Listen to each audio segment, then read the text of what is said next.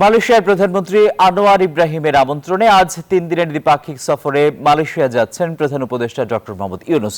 সফরের মূল আনুষ্ঠানিকতা শুরু হবে আগামীকাল।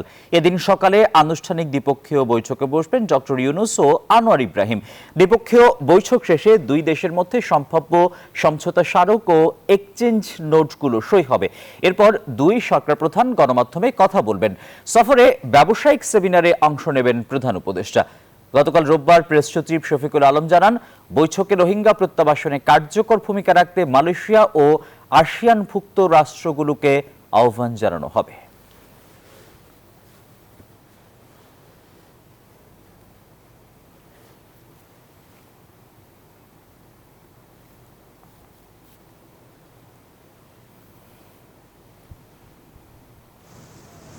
বান্ডেল থাকলে প্রতি সেনমানিতে টাকা বাঁচবে।